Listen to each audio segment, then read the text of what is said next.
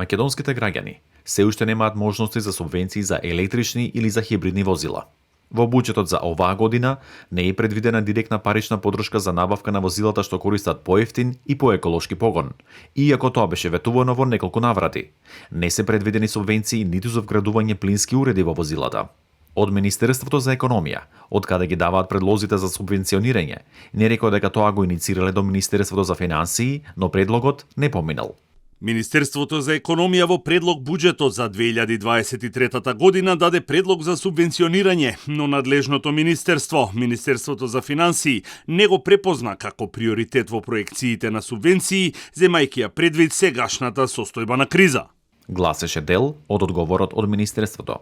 За споредба, во соседна Србија граѓаните што ќе се решат да набават електрично возило или возило на хибриден погон, имаат можност за субвенции во износ од 2500 до 5000 евра. Слични се износите што и во другите балкански земји се доделуваат при купување возило на еколошки погон.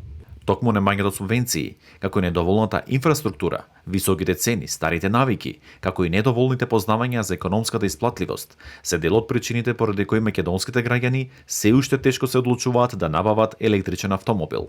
Така објаснуваат познавачите на состојбите кои на македонскиот пазар нудат возила на електричен погон. Според искуството на бренд менаџерот за Volkswagen Александар Цветковски од Porsche Македонија, интересот кај македонскиот граѓанин за електрични возила расте бавно, но стабилно.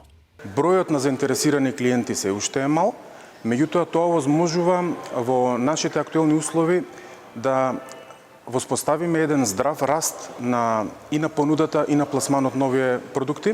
Од Олимпија Моторс Аутлет, кој на македонскиот пазар носат и половни електрични возила, додаваат дека засега цената на чинење ги двоуми македонските возачи. Самата технологија кај електричните возила е скапа, па и оттаму возилата, електричните возила се многу скапи, наспроти ниската куповна ног на македонските граѓани.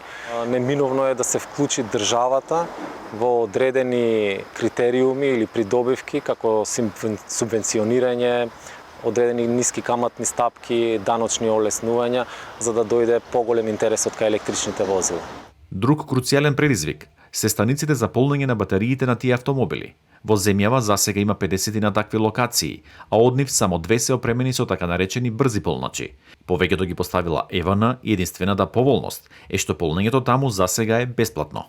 Во кругот на Porsche Македонија има полначи и им се достапни на корисниците. Реален предизвик е инфраструктурата за полнење, која што, ајде да кажам слободно, не може да биде доволно распространета, расширена и достапна. Не дека ја нема кај нас, меѓутоа за омасовување на овој тип на возила треба да е барем 5 до 8 пати пораспространета, ако не и повеќе. Во Олимпија Моторс исто така имаат полначи. Посочуваат дека тоа е клучниот сегмент за популаризација на електричните возила.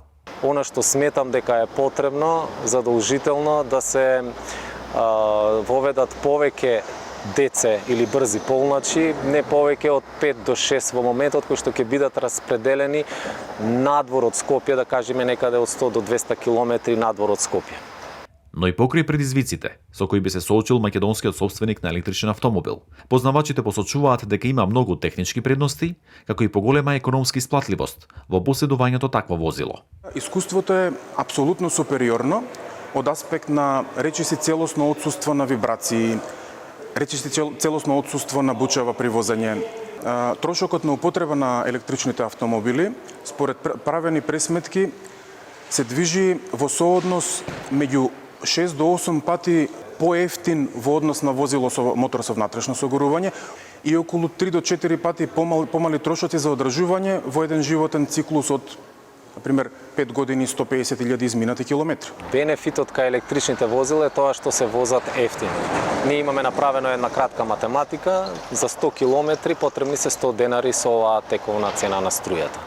Од друга страна, исто голема придобивка е каде што возилата електрични немаат потреба за одржување и за сервисирање. Се што е потребно е само да се сменат гуми, брисачи и течности за возилото. Значи немаат никакви ремени, немаат никакви вентили, уље и се еколошки незагадливи.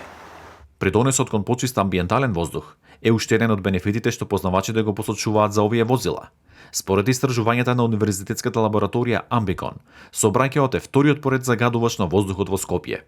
Придонес за тоа имаат и големи одбори половни возила што се увезуваат во земјава. Според податоците од Царинската управа, лани биле увезени вкупно 32.171 патничко возило.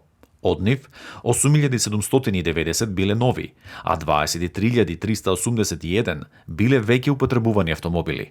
Од увезените, на електричен погон биле 81 возило, од кои 38 се нови, а 43 се половни.